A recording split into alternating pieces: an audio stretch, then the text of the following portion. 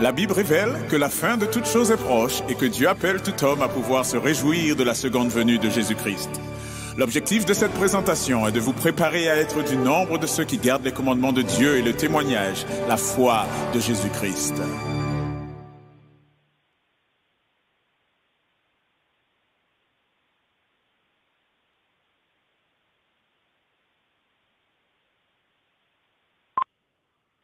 Bonjour et bienvenue à toutes et à tous. Bienvenue à notre cinquième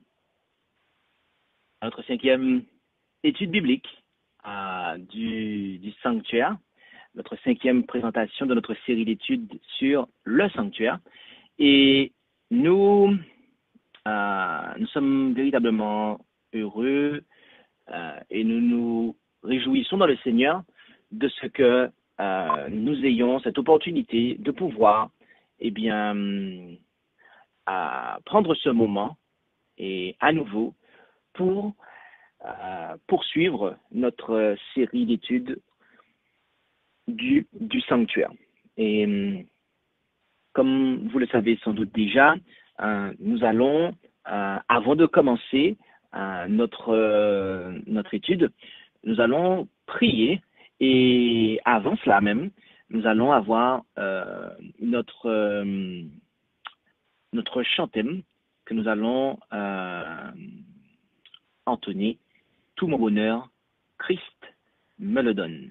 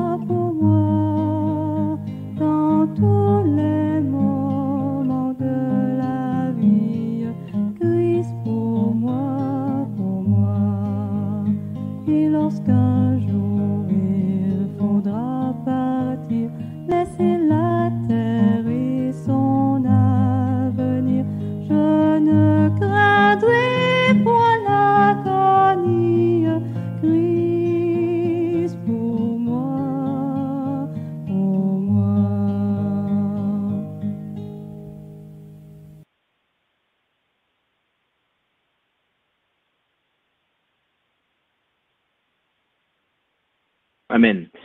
Et bien, je vous inviterai maintenant à pouvoir, là où c'est possible, vous prosterner de manière à pouvoir invoquer la présence de notre Dieu.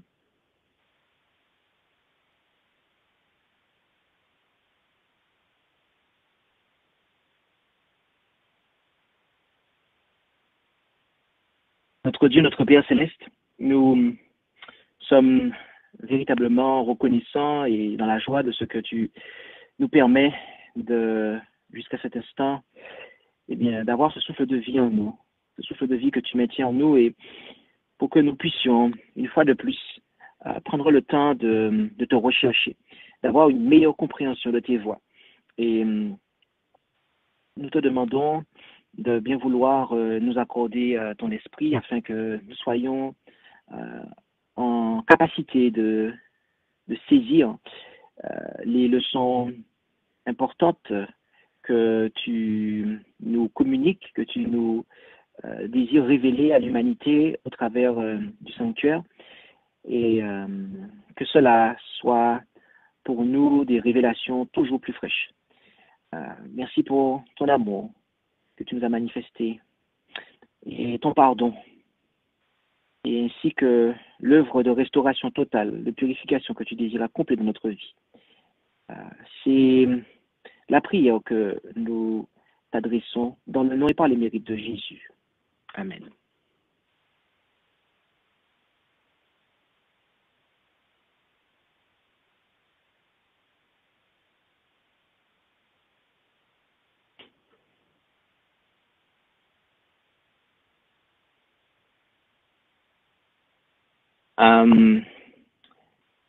Alors, aujourd'hui, nous allons avoir notre cinquième étude, comme je le disais en introduction, et les animateurs de cette étude du jour, les personnes avec qui je vais conduire l'étude sont Corisande, Gabriel H, Marie-France et Ketura. Ok, donc j'espère n'avoir oublié personne, normalement non.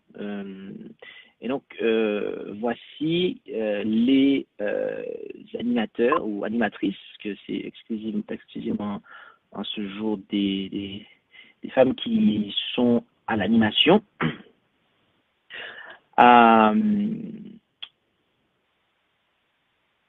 Ok. Cela étant dit, nous pouvons maintenant rentrer dans le vif du sujet.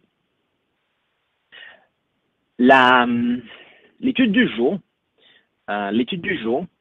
aura pour titre l'emploi du temps. L'emploi du temps. Et ce sera la partie C de la construction du sanctuaire. Ce sera la troisième, pourrait-on dire, partie de la section la construction du sanctuaire. La première fois, nous avons abordé les offrandes en petit A. En petit B, nous avons abordé les ouvriers. Et en petit C, aujourd'hui, l'emploi du temps. Nous avons vu les moyens que Dieu a voulu qu'ils soient mis en œuvre, ou tout du moins investi pour l'édification de cet ouvrage, de cet édifice, la construction de cet édifice. On a vu la main-d'œuvre, les ouvriers. Et maintenant, en ce jour, nous allons considérer, durant cette heure, l'emploi du temps des ouvriers du sanctuaire.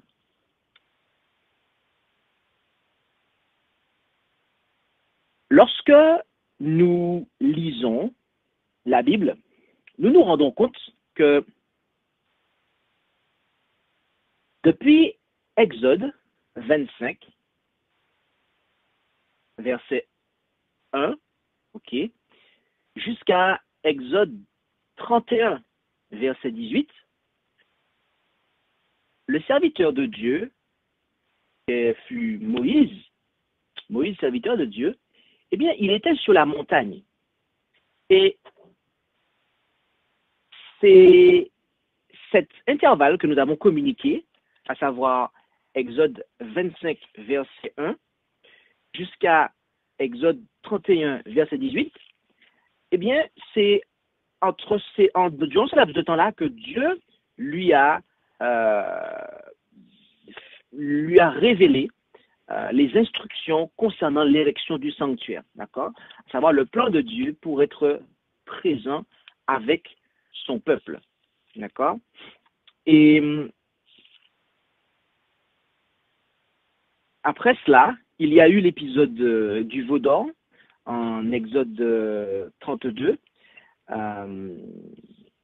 Et l'érection du sanctuaire a été, par la suite des conséquences que cela a engendré, reportée ou retardée.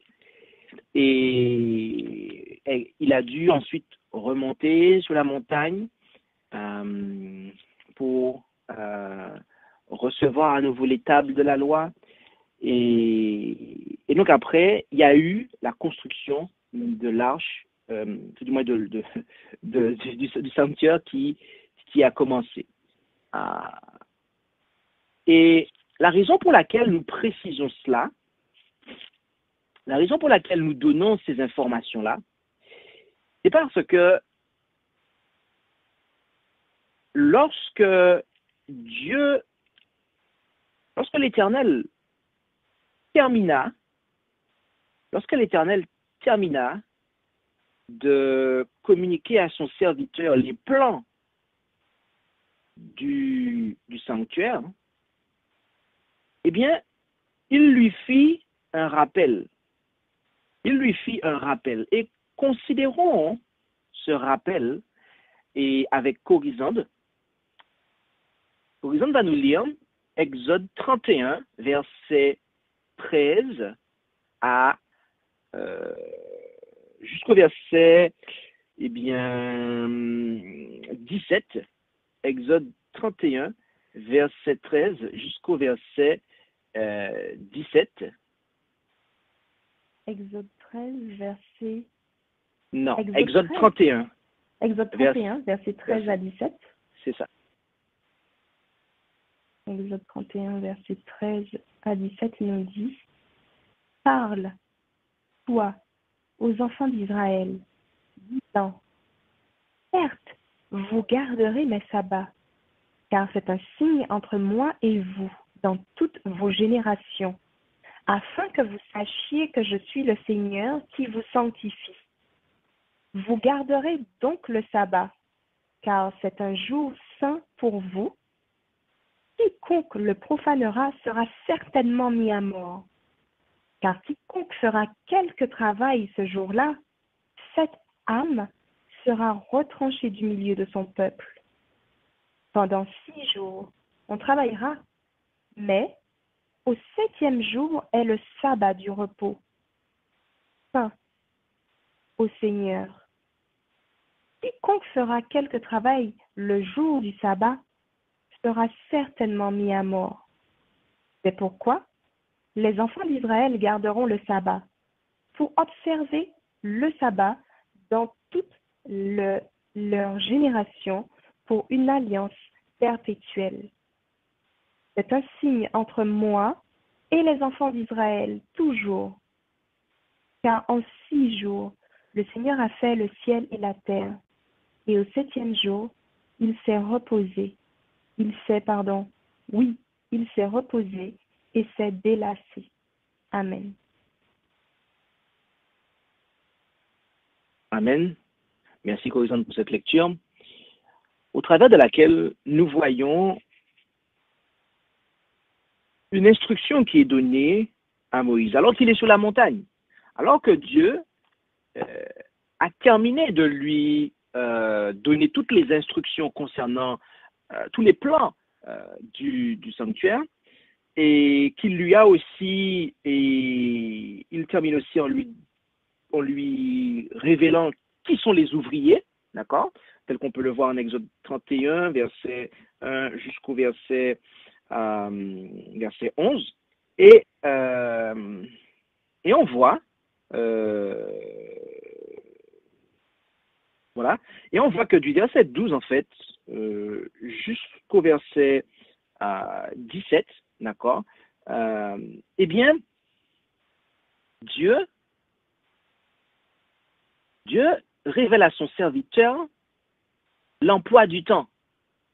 Dieu communique, il prend le temps de communiquer à son serviteur Moïse l'emploi du temps qui sera celui des ouvriers. D'accord? Celui des ouvriers, celui du peuple. qui aura à s'affairer pour l'exécution de cet ouvrage. Je prends le temps de leur préciser, une fois que les plans sont communiqués, une fois que les ouvriers sont choisis et qu'on a bien évidemment auparavant dit comment l'ouvrage sera financé, eh bien, ou soutenu si vous préférez, eh bien, on prend le temps de, Dieu prend le temps de révéler à son serviteur Moïse l'emploi du temps, à savoir que ils ne devront pas travailler le jour du sabbat. Ils ne devront pas travailler le jour du sabbat.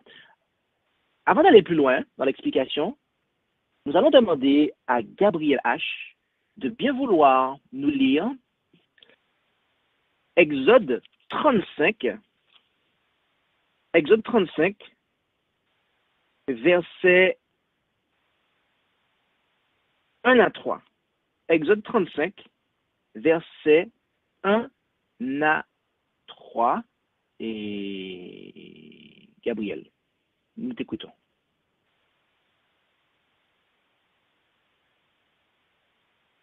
Moïse convoqua toute l'assemblée des enfants d'Israël et leur dit : Voici les choses que l'Éternel a commandé de faire.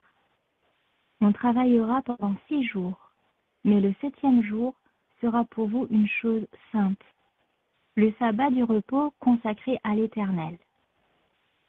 Quiconque travaillera en ce jour-là sera puni de mort. Vous n'allumerez point de feu dans aucune de vos demeures le jour du sabbat. Amen.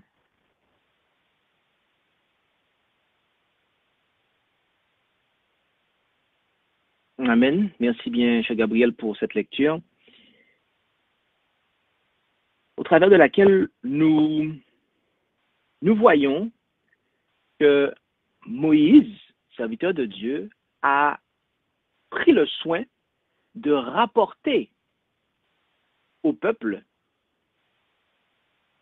l'emploi du temps, de signaler au peuple l'emploi du temps qui sera celui des ouvriers et de manière beaucoup plus globale parce qu'il a convoqué toute l'assemblée, donc de celui de tout le peuple. L'emploi du temps de tout le peuple.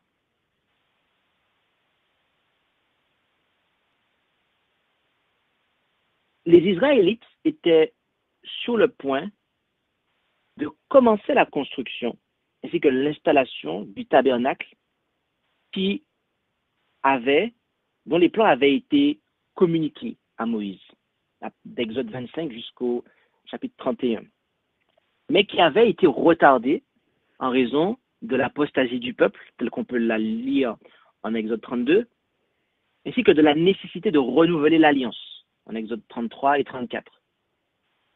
Mais comme il s'agissait d'un projet dans lequel tout le peuple était vivement intéressé et impliqué en raison du fait qu'ils avaient fait des offrandes et du labeur, de la contribution en main-d'œuvre qui devait être apportée, Moïse convoqua l'assemblée pour leur donner des instructions que nous dirions préliminaires.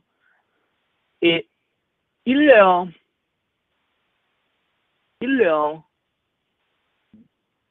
indiqua l'emploi du temps que Dieu avait établi. Car les Hébreux étaient sur le point de s'engager dans une entreprise sacrée, puisqu'il s'agissait de la construction de la demeure du Seigneur. Et de ce fait, ils auraient pu penser que c'était une excuse, c'était une raison pour eux de travailler le jour du sabbat.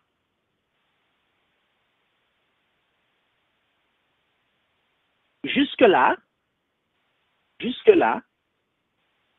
Dieu avait indiqué à son peuple, lui avait rappelé à 2 reprises la loi concernant le sabbat, le commandement du sabbat. La première fois qu'il a rafraîchi la mémoire de son peuple, nous pouvons le lire en Exode 16, versets 14 à 30, avec Marie-France. Marie-France va nous dire Exode, chapitre 16, versets 14 à 30.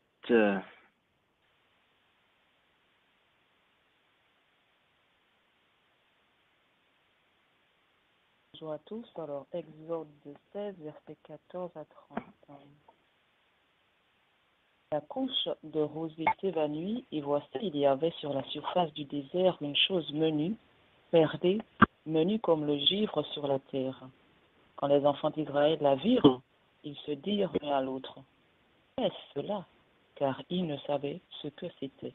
Et Moïse leur dit, c'est le pain que l'Éternel vous a donné à manger.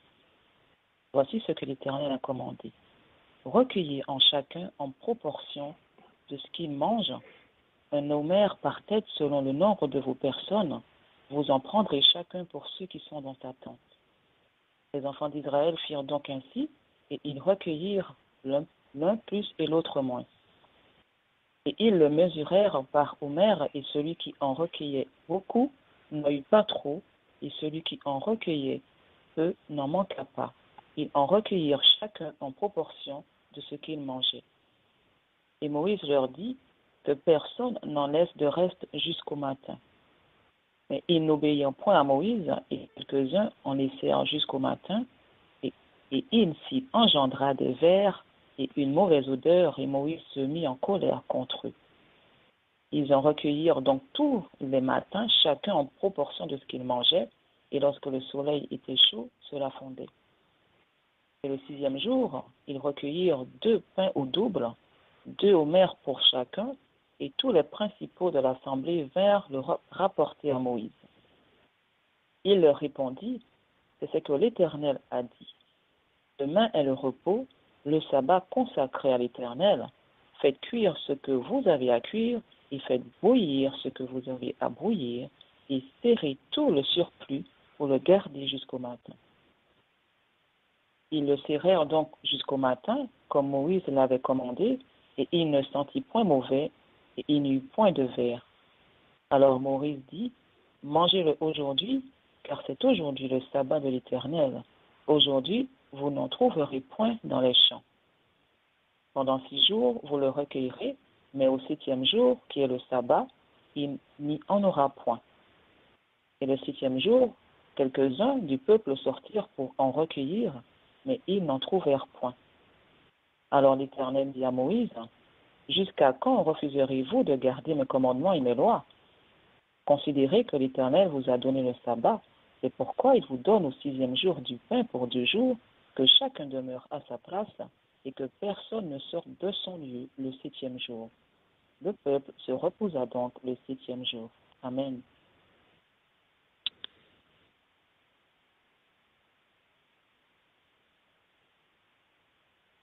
Amen. Merci bien, chère Marie-France, pour cette lecture, au travers de laquelle nous voyons que, en sortie d'Égypte, Dieu a pris le soin d'indiquer à son peuple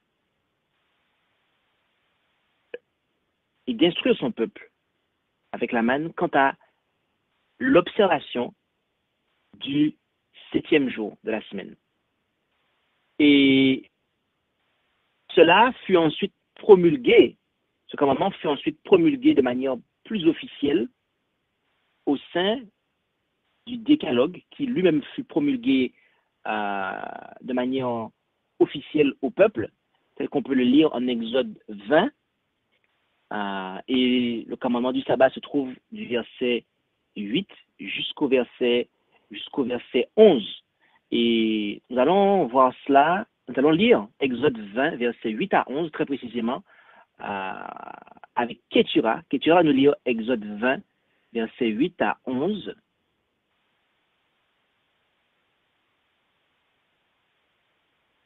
Alors, Exode 20, versets 8 à 11. Souviens-toi du jour du repos pour le sanctifier. tu travailleras 6 jours et tu feras tout ton ouvrage. Mais le 7e jour est le jour du repos de l'Éternel ton Dieu. Tu ne feras aucun ouvrage, ni toi, ni ton fils, ni ta fille, ni ton serviteur, ni ta servante, ni ton bétail, ni l'étranger qui est dans tes portes. Car en 6 jours, l'Éternel a fait les cieux, la terre et la mer, et tout ce qui est contenu, et il s'est reposé le 7e jour. C'est pourquoi l'Éternel a béni le jour du repos et l'a sanctifié. Amen. Amen. Amen. Merci bien, cher Ketura, pour cette lecture, au travers de laquelle nous voyons la loi qui fut promulguée au Sinaï, et notamment particulièrement ici, le sabbat du 7e jour, le 4e commandement de ce décalogue. Et voyez-vous, il s'agissait ici de rappel. Il ne s'agissait pas d'une loi qui était destinée uniquement pour les Hébreux, puisque elle fut communiquée avant même l'existence d'une quelconque nation hébraïque. En effet, Corizon va nous lire Genèse 2, versets 1 à 3. Genèse 2, versets 1 à 3. Genèse 2, versets 1 à 3 nous dit « Ainsi, les cieux et la terre furent achevés, et toute leur armée. Et au 7e jour, Dieu acheva son œuvre qu'il avait faite, et il se reposa au 7e jour de toute son œuvre qu'il avait faite. Et Dieu bénit le 7e jour, et il le sanctifia, parce qu'en ce jour, il se reposa de toute son œuvre, laquelle Dieu avait créée et faite. Amen. Amen. Merci bien, cher Corizon, pour cette lecture. Nous voyons, donc arrivé ici, nous voyons que Dieu demande aux enfants d'Israël qui sont sur le point de s'investir dans la construction du sanctuaire, il leur précise, il leur rappelle de ne pas opérer cela durant le 7e jour. Il leur a précédemment promulgué toute sa loi sur le mont Sinaï. Avant cela, après qu'ils soient sortis d'Égypte, il leur avait fait, et ce pendant 40 ans en fait. La manne tombait pendant 5 jours pour un jour. Le 6e jour, elle tombait pour 2 jours. Et ils devaient préparer au 6e jour ce qu'ils devaient manger pour le 7e jour, de manière à ce qu'au 7e jour, ils puissent se reposer. Et en fait, nous voyons que Dieu lui-même a observé, lors de la création, il a observé le 7e jour. Il a chômé ce jour-là, en fait. Il n'a pas procédé à une quelconque œuvre créatrice. Il n'a pas opéré, il n'a pas créé quoi que ce soit ce jour-là. Il s'est lui-même reposé. Donc, Dieu lui-même observa le sabbat lorsqu'il créa le monde qui devait contenir la race créée à son image. Et donc, les enfants d'Israël, qui étaient sur le point de s'engager dans une entreprise sacrée qui consistait à ériger un sanctuaire dans lequel le Seigneur désirait être présent parmi son peuple, eh bien, Dieu leur fait savoir que même cette entreprise-là, qui est sacrée, qui est importante, elle ne doit pas être exécutée le jour du sabbat.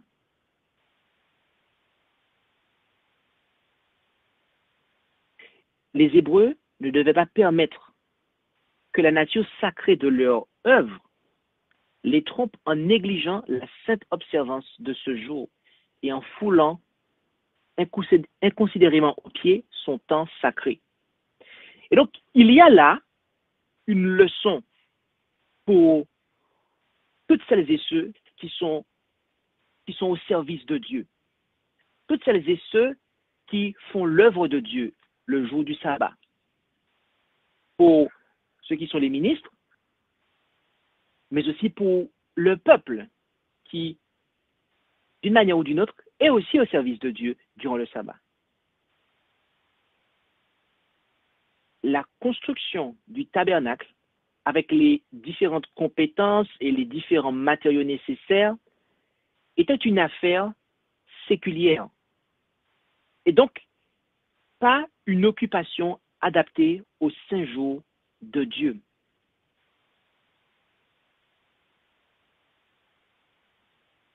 Nous avons vu que le sanctuaire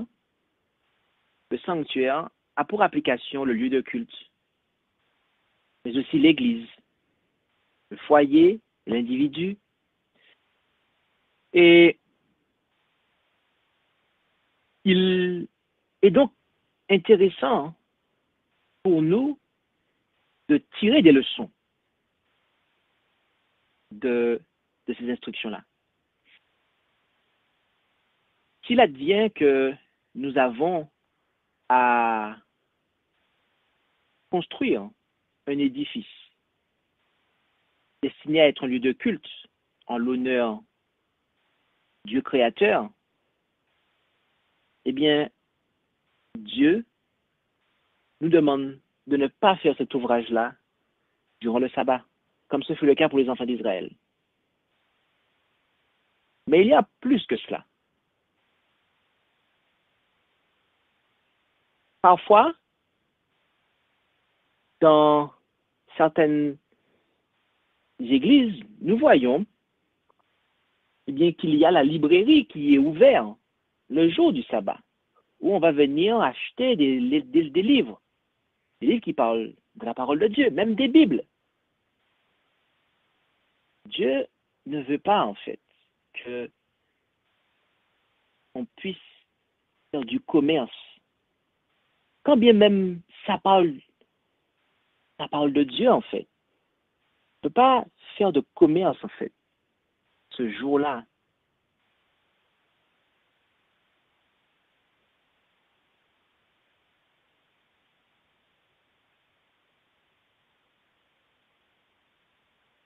Dans les églises, parfois aussi, ce qui se passe, c'est que après avoir ramassé l'argent, la dîme et les offrandes, eh bien, juste après le service, eh bien, on va aller s'empresser de faire la comptabilité. On va aller compter l'argent, en fait. Mais est-ce que cela est adapté au jour du sabbat? Est-ce que c'est à la lumière de ce qu'on vient de voir? Est-ce que cela est quelque chose qu'il ne faudrait pas reporter? Je pense que tout ce que nous avons vu nous indique que oui, en fait. Il s'agisse de la librairie de l'Église, qu'il s'agisse de la comptabilité des dîmes et des offrandes qui ont été ramassées, ce ne sont pas des choses qui doivent être faites le jour du sabbat. Ce ne sont pas des choses qui doivent être faites le jour du sabbat. Les coffres-forts, ça existe. Ou un endroit secret où l'argent doit être gardé, ça existe. On peut enfermer ça là et c'est pas le fait de compter l'argent le jour du sabbat qui va faire quoi que ce soit, en fait. Il va faire que l'argent sera plus en sécurité ou je ne sais pas trop quoi. Ou... Ce n'est pas ça, en fait. Et dans les foyers, parfois, eh bien, le foyer qui est un sanctuaire, il faut subvenir aux besoins de ce foyer. Les parents ont parfois des enfants et ils doivent subvenir aux besoins de leur famille. Mais est-ce que pour subvenir aux besoins de son sanctuaire personnel, de sa famille, il peut se permettre de travailler le vendredi soir? Notre travail déborde après le coucher du soleil. Ou même un sabbat sur 2, ou un sabbat sur 3, ou un sabbat dans le mois, pour certains. sous prétexte qu'il faut nourrir sa famille, sous prétexte que l'argent que je touche ce sabbat-là, je le donne à l'Éternel.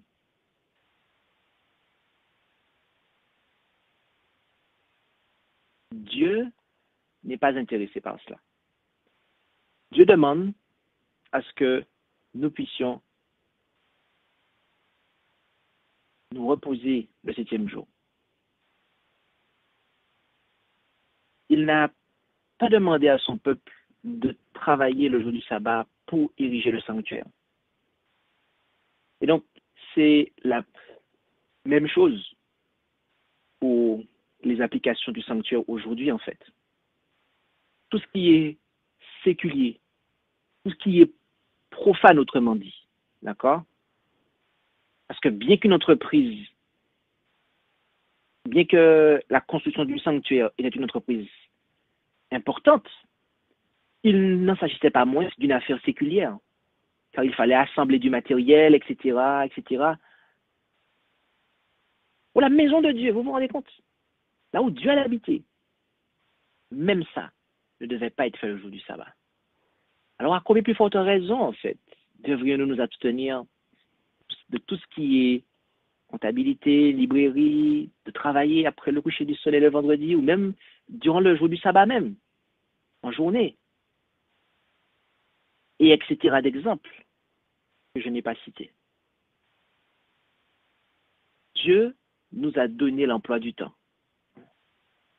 Il nous spécifie les moyens qui doivent être mis en place. Il pourvoit aux moyens, il pourvoit aux ouvriers, mais il demande aussi à ce que l'on fasse attention.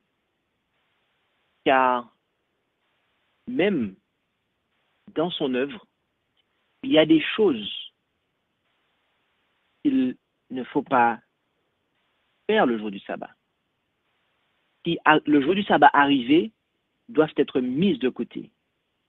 Quand même cela est important, quand même cela est une composante de l'œuvre. Il faut des moyens, il faut comptabiliser les moyens. Mais est-ce que faire cela le jour du sabbat? Non. On peut remettre cela. Il y a des gens qui ont besoin de Bible, il y a des gens qui ont besoin d'ouvrages.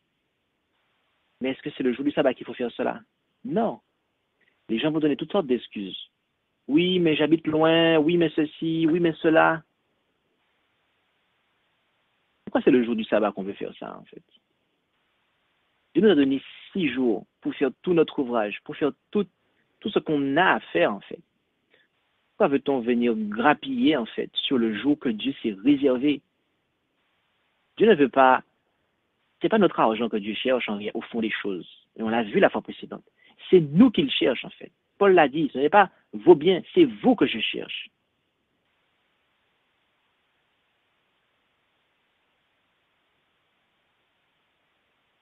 Je travaille dur pour nourrir ma famille, mais je travaille le sabbat. Et je veux que ma maison soit un sanctuaire. Mais est-ce que ma maison peut être un sanctuaire si moi-même, je transgresse le jour où le Seigneur veut être en relation avec moi? Du vendredi soir, coucher du soleil, au samedi, coucher du soleil, Dieu me demande d'être à lui. Il ne me demande pas d'aller exécuter un ouvrage qui n'a rien à voir avec sa volonté et de ensuite donner les fonds que j'ai gagnés pour pouvoir me faire pardonner ou m'excuser ou avoir bonne conscience pour avoir transgressé le sabbat. Non, il me demande d'être à lui. D'être à lui. Donc, puissions-nous tirer les leçons de cela, là où est-ce qu'elles doivent être tirées, pour que les différents sanctuaires que nous avons mentionnés, il s'agit du lieu de culte, de l'église, du foyer, et même de notre âme. Car, en effet, Gabriel H., nous allons demander à Gabriel H. de nous lire Ésaïe 58, verset 13. Ésaïe 58, verset 13.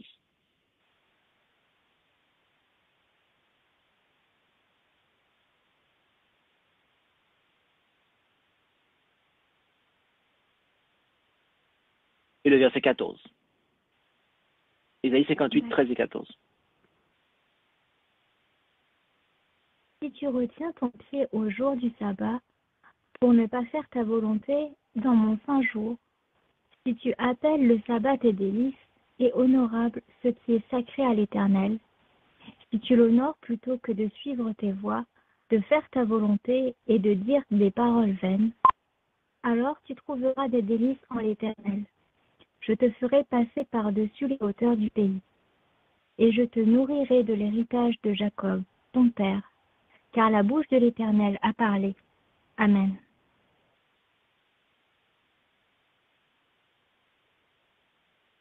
Amen. Merci, cher Gabriel, pour cette lecture, dans laquelle nous voyons que dans le sanctuaire de notre âme, eh bien, il nous faut nous abstenir. Il nous faut nous abstenir de nous livrer à nos penchants, à de vains discours. Et qui dit vains discours, dit vaines pensées. Parce que ce que l'on dit, on l'a d'abord pensé. Mais il nous faut nous en abstenir. Car le jour du sabbat, dans le sanctuaire de notre âme, il ne doit rien se produire de profane. D'accord? Nous devons donner la place à Dieu. Nous allons terminer là. Et nous allons vous donner l'opportunité de pouvoir poser des questions. Si vous êtes sur l'audioconférence, il vous suffit, excusez-moi, simplement d'appuyer sur 50 dièse une seule fois. Pas la peine de le faire 2 fois. Nous allons vous donner la parole en temps voulu. Une seule fois, 50 dièse. Si vous êtes sur la webconférence, nous allons vous donner la parole, vous donner l'opportunité de vous exprimer et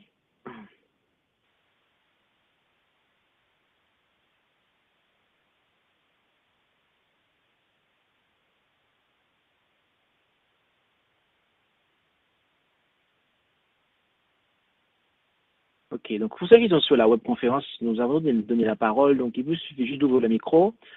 50 dièse pour ceux qui sont sur l'audio, si vous avez une question.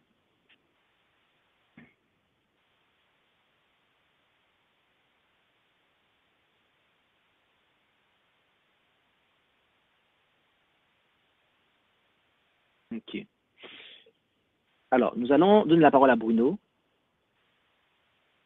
Bonjour Bruno, nous t'écoutons. Bonjour tout le monde. Pasteur, j'ai 2 questions à te poser. Il y en a une question qui est un peu bizarre, hein. Ça vous allez trouver un peu bizarre, mais c'est une question que je me pose, mais moi aussi je la trouve bizarre. C'est dans Genèse 2, 1 à 3, que nous lisons dans lui. Dieu se reposa le 3e jour. Pendant 6 jours, il a fait tout son ouvrage. Et le 7e jour, il s'est reposé. Et on voit dans Genèse 2, 1 à 3, je vais rentrer maintenant. Genèse 2, 1 à 3. Alors, ainsi fut achevé le ciel, la terre et toute leur armée. Le 7e jour, toute l'œuvre de Dieu avait fait. Non, excuse-moi. Le 7e jour, toute l'œuvre que Dieu avait fait était achevée et il se reposa le 7e jour de toute son œuvre. Dieu bénit le 7e jour et la sanctifia, car en ce jour, Dieu s'était reposé de toute son œuvre. Et on voit dans le verset 1, il dit, chaque jour, il y eut un matin et eut un soir. Il y eut un matin et un soir, et dans le 7e jour, on ne trouve pas ce matin, on ne trouve pas le soir. Alors, Dieu bénit le 7e jour. C'est un peu bizarre. Oui, et on voit dans le... Alors, attends. Est-ce que... Ok. Allô? Oui, vas-y. Il y a quelqu'un qui avait ouvert son micro, mais j'avais demandé à ce que ça se fasse de certaine manière, mais bon, On n'a pas D'accord. considéré, ce que j'ai demandé. Alors, vas-y, je t'écoute. Alors, il n'y a pas eu un soir et un matin pour le 7e jour. Alors, dans mon idée à moi, j'avais déjà entendu un culte dessus aussi. C'est un jour, en fin de compte, qui n'existe pas pour l'homme, qui existe pour Dieu. Bon, c'est un culte que j'avais entendu à parler sur 2 jours. Et effectivement, je vois qu'il n'y a pas eu un jour, un soir pour le 7e jour. C'est un jour complètement qui a été mis à part de la semaine. Et ce jour-là n'appartient pas à l'homme, appartient à Dieu. Et c'est pour ça que Dieu punit quiconque de mort, celui qui profane ce jour. Parce que ce n'est pas un jour d'homme, c'est un jour de Dieu. Et c'est un jour où l'homme doit se contempler en Dieu. Et un jour qui n'est pas donné c'est pas un jour profane, en fait, qu'on peut penser, on peut dire, on peut faire n'importe quoi. C'est un jour qu'on doit sanctifier, glorifier, ne pas insulter quelqu'un. C'est être en paix et en joie ce jour-là. Bon, je pense que c'est ça le pensée un peu bizarre que j'ai. Et la deuxième question, c'est attends. Non, deuxième question, ça. Non, deuxième question, non, je vais pas le dire. Alors, est-ce que tu peux synthétiser la première question parce que j'ai eu du mal à l'apercevoir. D'accord, ok. Ben, la première question, c'est que en 6 jours, on trouve qu'il y a un soir et un matin. Et le 7e jour, il n'y a pas un soir et un matin. Mm-hmm. Alors on dit, et je le pense aussi, mais c'est comme je dis, c'est quelque chose un peu bizarre, c'est que c'est un jour que Dieu a mis à part, c'est un jour qui n'existe pas dans l'œuvre de Dieu, parce qu'il a créé tout en 6 jours. Et ce jour-là, il n'a pas eu un soir et un matin, il n'a pas été créé. C'est un jour qui est complètement fait à part et mis à part pour Dieu. C'est un jour que Dieu a mis pour nous, pour le glorifier et pour qu'on soit, mais c'est même, il dit qu'on ne peut pas avoir des vaines pensées, on ne peut pas dire n'importe quoi. C'est un jour vraiment qu'on doit rester connecté à Dieu et mettre toutes les choses du monde à côté. Ce n'est pas un jour où on doit faire quoi que ce soit pour glorifier l'ennemi. C'est un jour où on doit totalement glorifier Dieu. Dans le repos, dans le calme, dans la paix. Je ne sais pas si tu comprends ce que je veux dire. J'ai compris. En fait, tu soumets une pensée que tu as entendue oui. Et tu souhaiterais que l'on réagisse sur cette pensée-là. Mais il n'y a pas nécessairement de question dans ce que tu as dit, en fait. Non, il n'y a pas question. Ok, d'accord. Non, mais c'est ça que je veux comprendre. Voilà. Parce que moi, il n'y a pas de question. Il n'y a pas de souci. Non, mais c'est juste que parce que je m'attendais à une question et je n'ai pas vu la question. Mais il n'y a pas de souci. Je vais intervenir là-dessus. Ok. D'accord. Je vais. Voilà. C'est bien pour ça que j'ai dit c'est un peu bizarre. Ok, non, il n'y a pas de souci. Ok, non, mais au moins c'est clair. Parce que si c'est pas clair pour moi, je ne pourrais pas rendre ça clair pour les autres non plus. Ma réponse ne sera pas claire non plus. Ok. Alors, on va tâcher de répondre à cela, en tout cas de traiter ce point-là. Il nous faut réaliser que le jour du sabbat, le 7e jour, en fait, dans ce que Bruno a dit, il a parlé, Dieu n'a pas créé le jour. En fait, il faut comprendre qu'est-ce qui fait un jour. Dieu n'a pas eu besoin de créer, en fait, le 7e jour. On ne peut pas dire ça. Puisque ce qui fait un jour, du point de vue terrestre, c'est la succession de soir et de matin. Okay? Il y a eu un soir et un matin. Donc, automatiquement, il y a eu cette succession-là, en fait. On est passé du soir au matin, en fait. Et lorsque c'est arrivé, le 7e jour, eh bien, le 7e jour était terminé, en fait. Par contre, ce qui s'est passé, c'est que Dieu n'a rien produit durant le 7e jour. D'accord? Et donc, c'est l'objet, en fait. L'objet. Dieu n'a rien produit durant le 7e jour. Et il nous faut comprendre quelque chose, c'est que quand est-ce que ce sabbat, le sabbat du 7e jour, a-t-il été institué? Eh bien, il a été institué à la fin du 7e jour. Le texte nous l'a dit. Dieu acheva au 7e jour son œuvre qu'il avait faite. Et il se reposa au 7e jour de toute son œuvre qu'il avait faite. Dieu bénit le 7e jour et il le sanctifia. Alors là, vous m'excusez, j'ai lu dans la Louis II, mais si je prends en Osterwald, Genèse 2, verset. Voilà. Et Dieu eut achevé au 7e jour son œuvre qu'il avait faite, et il se reposa au 7e jour de toute son œuvre qu'il avait faite. Et Dieu bénit le 7e jour et le sanctifia parce qu'en ce jour-là, il se reposa de toute son œuvre pour l'accomplissement de laquelle il avait créé. Notez bien le verset 3. Hein. Pourquoi Dieu a béni le 7e jour et qu'il l'a sanctifié? Parce qu'il s'est reposé. Donc Dieu a d'abord expérimenté la chose, et après avoir expérimenté la chose et vu que c'était bon, il l'a institué en fait. C'est comme ça que ça a été institué, d'accord? Donc, c'est tout ce que je peux te dire en fait. Après, je laisse chacun faire voir ce qu'il en est par rapport à ce que Bruno a pu rapporter de ce qu'il avait entendu.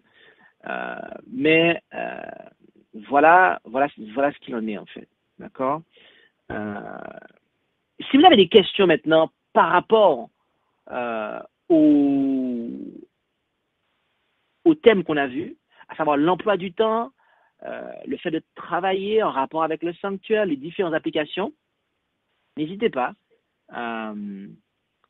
Alors, 50 dièse, si vous êtes sur l'audioconférence, 50 dièse.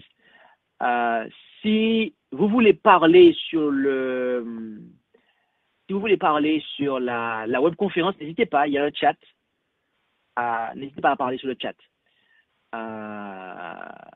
Alors, on nous dit, qu'en est-il du fait d'allumer du feu le jour du sabbat chez soi aujourd'hui? D'accord? Il nous faut savoir que lorsqu'ils étaient au désert, il n'avait pas lieu en fait d'allumer de feu le jour du sabbat. Pourquoi? Parce qu'ils avaient la colonne. Ils avaient la colonne de nuée qui le jour les empêchait au soleil de chauffer l'atmosphère, et la nuit on avait la colonne de feu qui empêchait qu'il ne fasse trop froid en fait. Donc il n'avait pas lieu, arrivé dans le désert, étant dans le désert, de pouvoir allumer de feu le jour du sabbat. Donc allumer le feu le jour du sabbat alors qu'ils étaient dans le désert, en fait, ça aurait été très clairement pour faire cuire à manger, en fait. Okay? Ce n'était pas pour se chauffer, ça aurait été pour faire cuire à manger. Or, le repas devait être préparé le 6e jour. D'accord? Donc, arrivé en Palestine, en terre promise, les enfants d'Israël, bien évidemment,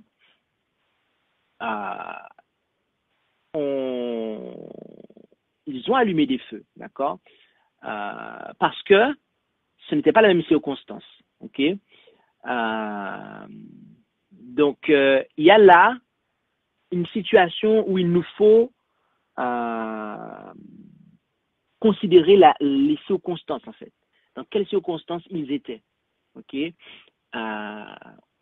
Parce que il y a des juifs, on les appelle les Karaïtes, les juifs Karaïtes. Eh bien, eux, ils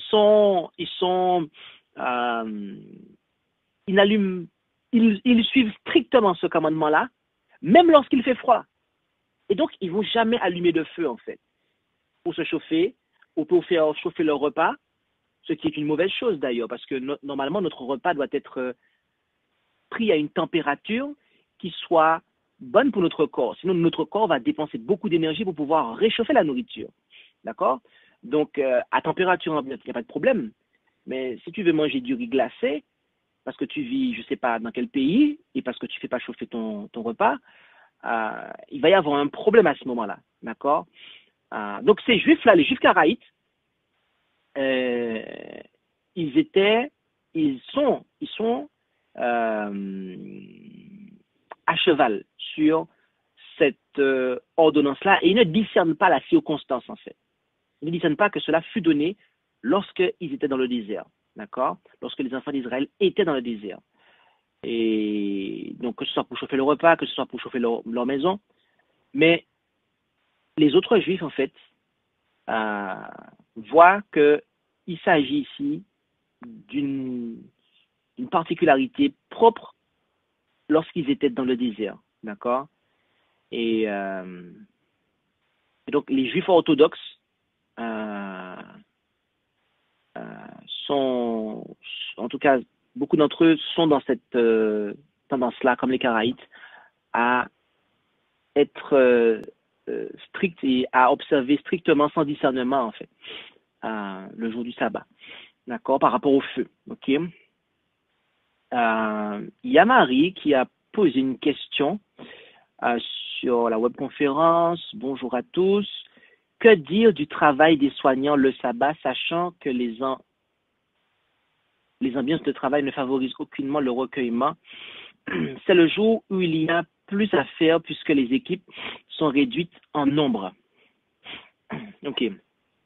Alors, il nous faut savoir une chose, c'est que dans l'idéal divin,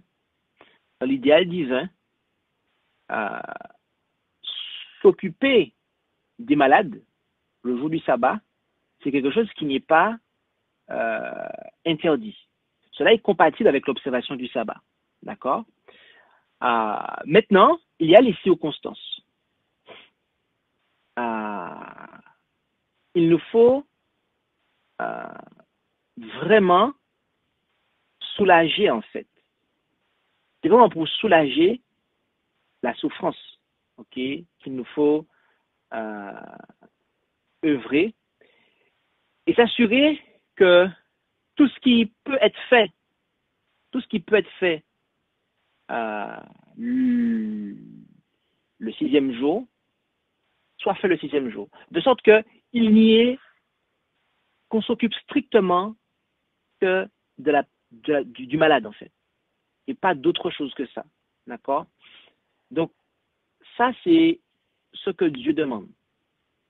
Et dans les conseils qui sont donnés pour les hôpitaux du peuple de Dieu, lorsque l'œuvre a commencé, c'est les conseils qui ont été donnés, en fait, pour les centres de soins.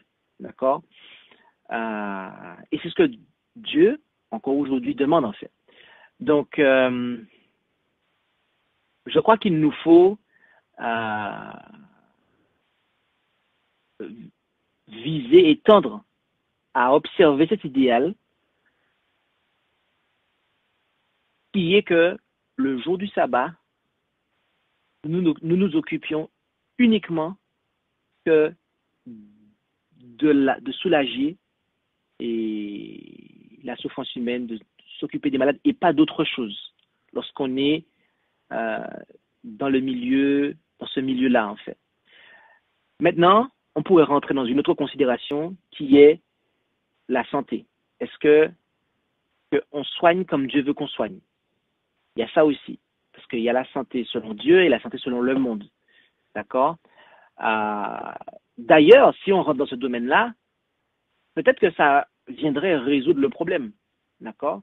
Parce que si on soigne comme Dieu veut qu'on soigne, eh bien, on a les 8 principes, les 8 lois de la santé, et tout du moins les 8 remèdes naturels, et dans l'un de ces 8, c'est le repos. Donc, on a le repos du sabbat. Donc, ça fait partie aussi. Ça fait partie l'observation de ces remèdes naturels, dont le repos, qui implique le repos physique, le fait d'être tempéré dans le sommeil, mais aussi dans la gestion du temps, dans notre emploi du temps. Et le sabbat en fait partie. Eh bien, ça fait partie, en fait, des moyens pour restaurer la santé. Et donc, cette considération-là permettrait de se placer effectivement dans une harmonie, je dirais, totale avec la volonté de Dieu. C'est-à-dire, voilà, c'est soit on veut effectivement soigner comme Dieu veut qu'on soigne, ou soit on veut continuer à soigner comme le monde veut qu'on soigne. Voilà. Donc ça aussi, c'est une perspective. C'est une perspective.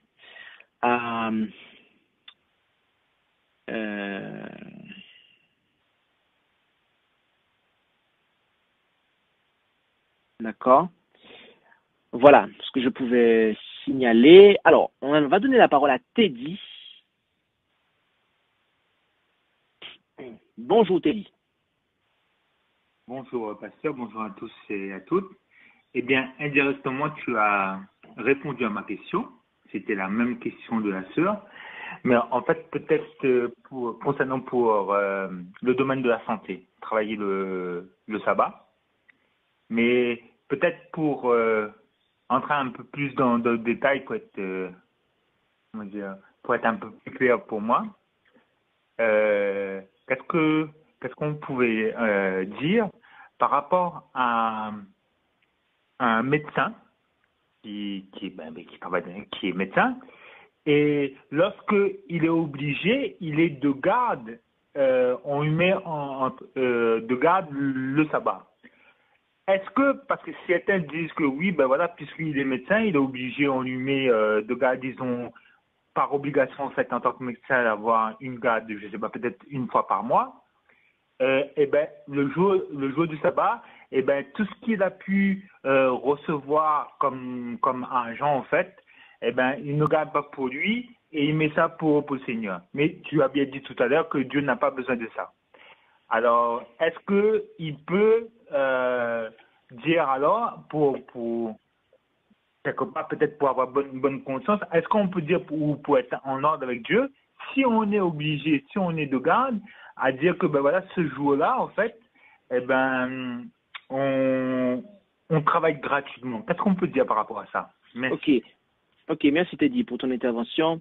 Tout à l'heure, lorsque je parlais de donner là, les gens qui se tranquillisent la conscience en disant qu'ils vont donner l'argent, je pensais pas nécessairement dans un premier temps à ceux qui sont ouvriers dans le médical. Parce qu'aussi surprenant que cela puisse paraître, il y a, contrairement à ce qu'on puisse penser, beaucoup de ceux qui ont la connaissance de la validité du sabbat, qui travaillent le sabbat. Peut-être pas tous les sabbats, mais peut-être un sur deux, ou etc. Et même pas dans le médical. Des fois, c'est dans des entreprises, dans des... Voilà. Je ne vais pas donner d'enseigne, mais voilà. Parce qu'ils n'arrivent pas à avoir le sabbat. Et donc, pour pouvoir subvenir à leurs besoins, ils font ce compromis-là, en fait. D'accord? Mais, en fait, on aura beau dire oui, mais cet argent-là, je donne à Dieu, etc. C'est pas ce que Dieu demande, en fait. C'est pas ce que Dieu demande.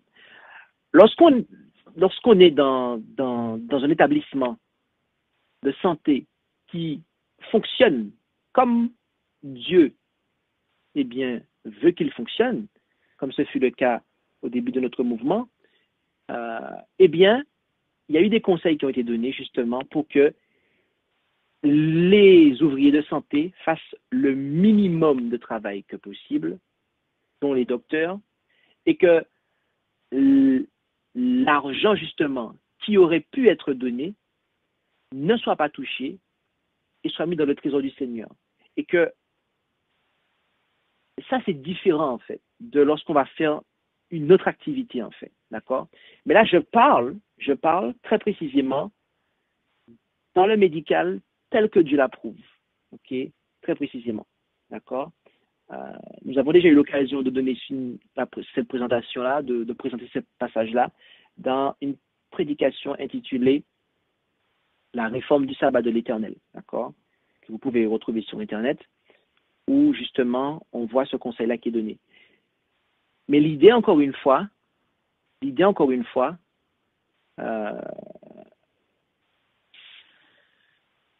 c'est d'observer en fait, de savoir ce qui est profane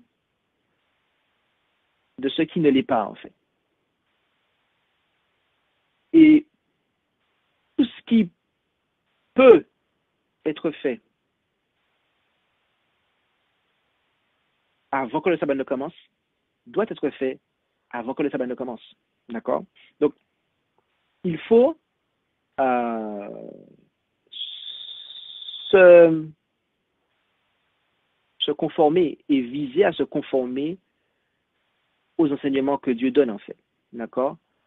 Sachant que dans un institut de santé qui applique la santé telle que Dieu l'a révélée, automatiquement, on s'arrange pour que les employés puissent observer le sabbat comme Dieu l'a demandé. Donc, il y aura le minimum, en fait. Le minimum de travail sera fait. Mais dans le monde, ce n'est pas le cas. Et dans le monde, dans les instituts de santé du monde, observer le sabbat, c'est pas quelque chose qui va être évident, voire même possible. Donc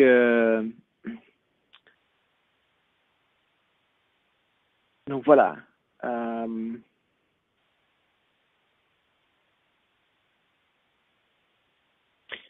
Donc il y a des questions qui sont posées, mais qui ne concernent pas nécessairement la présentation, quoique. On pose la question de savoir est-ce qu'il est bien de voyager le sabbat ou même d'aller ou de voir la télévision le sabbat. Okay?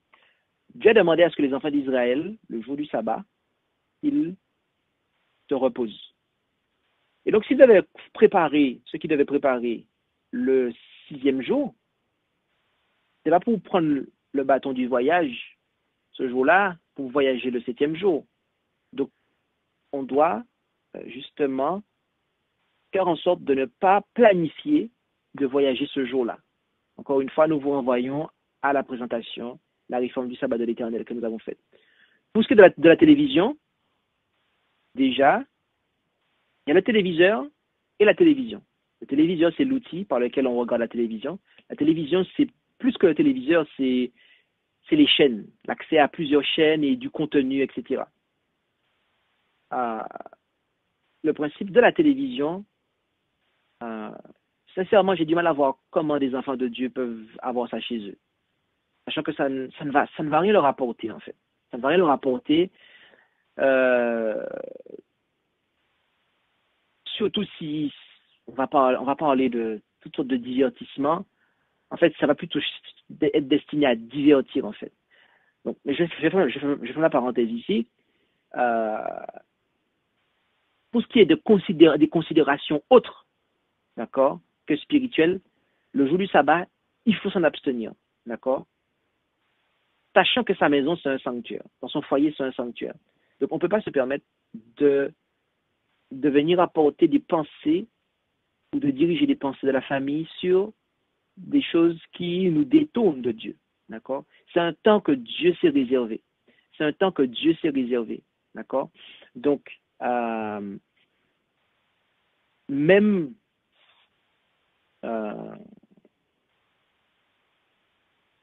tout ce qui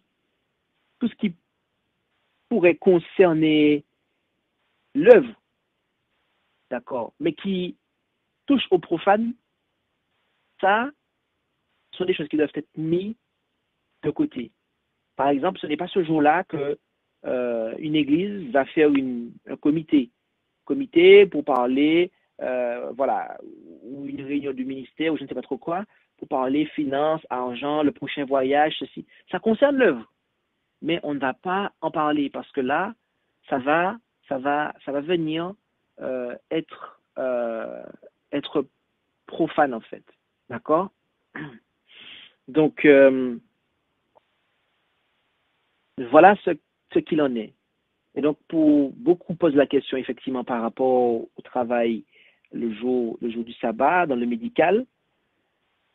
Moi, la question que je poserais, et maintenant c'est moi qui vais poser une question, est-ce que quand vous êtes dans le milieu médical, le jour du sabbat, est-ce que vous vous occupez vraiment uniquement de soulager la souffrance humaine? Ou est-ce qu'il y a autre chose de profane que vous faites et qui pourrait être fait le 6e jour ou reporté au 1er jour et que malheureusement vous ne faites pas et qu'on vous impose de faire ce jour-là? Si vous répondez à la question, je pense que vous aurez la réponse. Jésus, il s'occupait uniquement de soulager la souffrance humaine le jour du sabbat, en fait. Il ne s'occupait pas de faire toute une paperasse, tout un truc, tout un ceci, tout un cela, en fait. Donc, j'invite chacun à examiner la chose. Peut-être que je peux en parler. Oui, vas-y. Et puis, il y a un point, je peut-être sur la comparaison avec Jésus. En fait, Jésus ne passait pas tout son temps lors du sabbat à faire plus ça non plus. Et quand il opérait une guérison, il y avait une quelconque guérison, elle était liée aussi à une guérison spirituelle.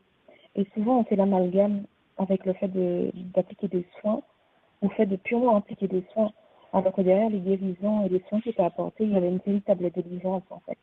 Donc, c'est juste pour souligner ce point. Merci bien, Corinne, pour cette intervention. Effectivement, la délivrance, la guérison spirituelle qui est liée à la délivrance et à la guérison physique. Tout à fait.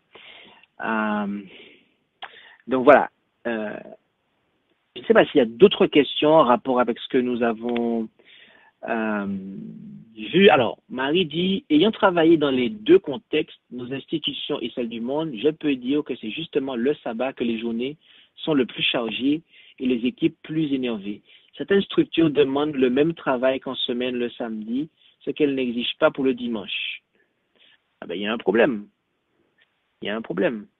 Alors, si Marie nous dit que ça s'est passé dans des instituts adventistes, donc ils sont soi-disant en train d'observer le jour du sabbat, bon, je vais pas dire beaucoup de choses, mais bon, je pense que, on sait que, ou on a appris qu'il y a des instituts adventistes qui ne sont même pas dirigés par des adventistes, ok? J'ai entendu dans certains pays, ça porte le nom d'adventiste, mais c'est pas dirigé par des adventistes. Bon. Donc, automatiquement, si c'est pas dirigé par des adventistes, ça peut pas être une politique adventiste qui soit appliquée. Et encore moins une politique biblique. Donc, enfin, je pense qu'il nous faut chercher à faire la volonté de Dieu. Pour répondre à Gabriel, les employeurs n'acceptent pas ou ne comprennent pas l'idée de travailler bénévolement le sabbat. Quand je l'avais proposé, l'employeur m'a donné repos le sabbat parce qu'il disait être en faute. Alors, il y a Gabriel. Me demande. Ok. Ouais. En tout cas, voilà. Dans les instituts, en tout cas de santé, tels que ils ont été établis lors du début du message, en fait, conseil inspiré avait été donné que les docteurs, d'accord, ne touchent pas d'argent, en fait, ce jour-là. Et que l'argent qui aurait dû leur être versé soit mis dans la caisse du Seigneur. Mais avant cela même, ils devaient faire le strict nécessaire auprès des malades. Donc, c'est ça le contexte. C'est ça le contexte. Si on s'éloigne de ça, on n'est plus dans ce que Dieu demande, en fait. Donc, voilà. 50 dièse sur l'audioconférence s'il y a une question.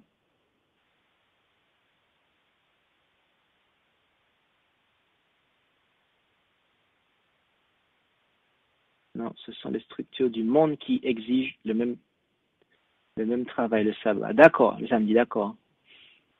Ah ben automatiquement, oui, d'accord, je comprends.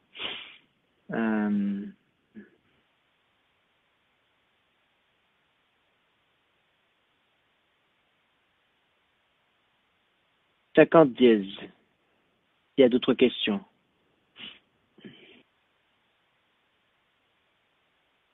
S'il n'y a pas d'autres interventions, nous allons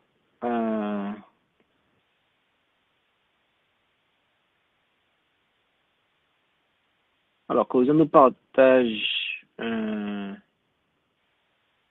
passage, je vous l'ai dit, puis il le laissa à Philippe en Macédoine, où Luc exerça le la médecine pendant plusieurs années tout en prêchant l'évangile. Il soignait les malades et demandait au Seigneur de les guérir. C'est ainsi qu'il commençait à prêcher la parole. Ses succès comme médecin lui donnaient de nombreuses occasions d'annoncer le Christ parmi les païens. La volonté de Dieu est que nous imitions les premiers disciples dans leur méthode de travail. La guérison physique va de pair avec la proclamation de l'évangile. Elles ne doivent jamais être séparées. Tout à fait. Dans les structures adventistes, on n'est pas payé le sabbat. C'est une journée de service. Ok, très bien. Eh bien, il faut œuvrer dans cet esprit-là, en fait, dans ces conditions-là.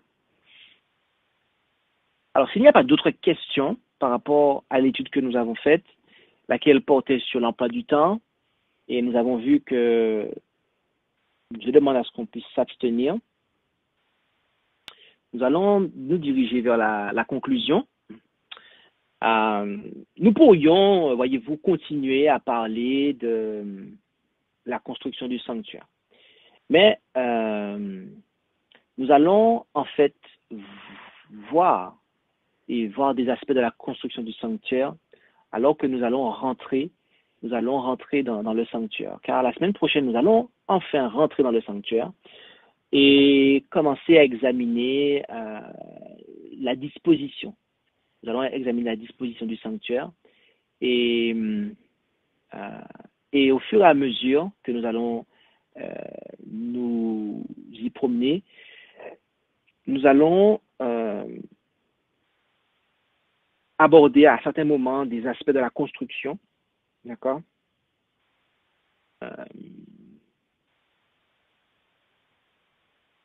Et c'est ce que nous nous proposons de faire dans les leçons à venir.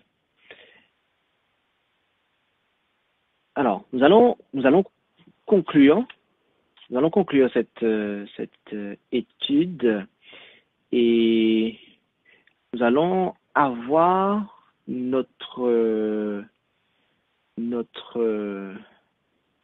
moment de prière. Mais avant le moment de prière, nous vous invitons à pouvoir écouter le chantème. Donc, nous allons prier dans quelques instants, mais avant, nous allons prendre le chantème.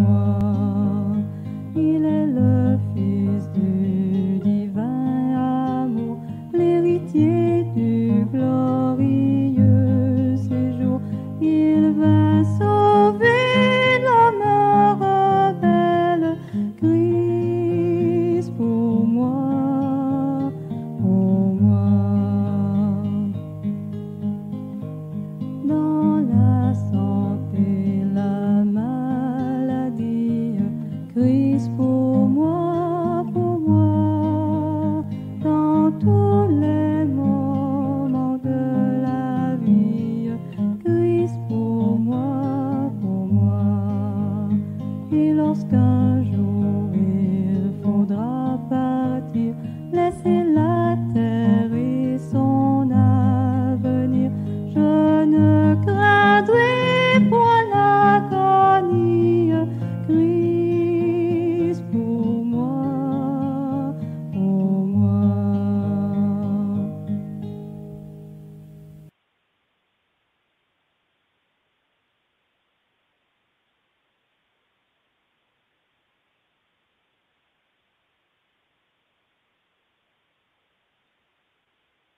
nous vous invitons à prier pour conclure.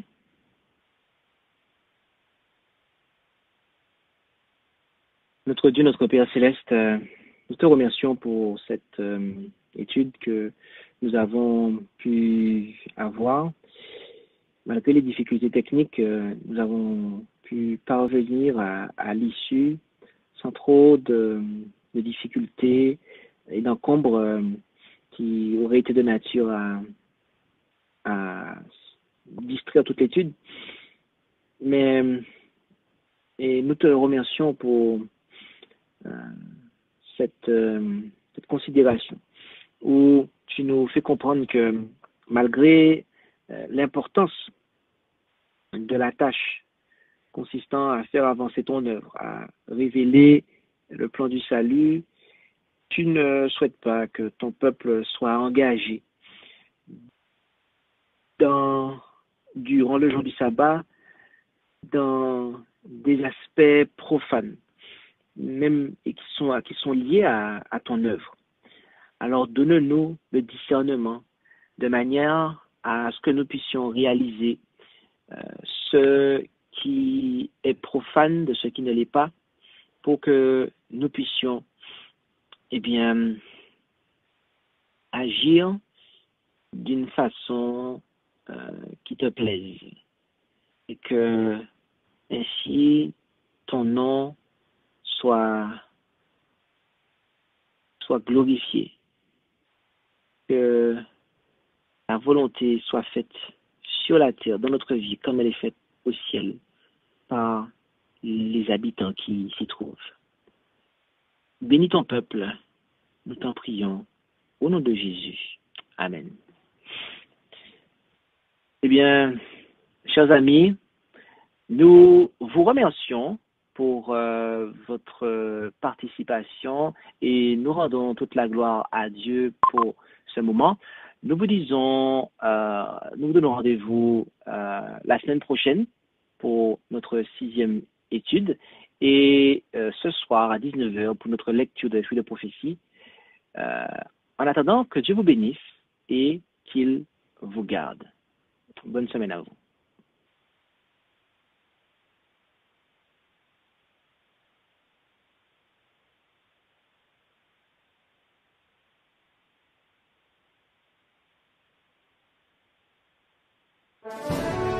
Merci d'avoir écouté cette présentation avec intérêt. Pour plus d'informations, consultez notre site internet lereste.org et suivez-nous sur Facebook ainsi que sur YouTube à @lereste. Vous pouvez aussi nous contacter par email à info@lereste.org ou par téléphone au +33 6 12 60 13 69.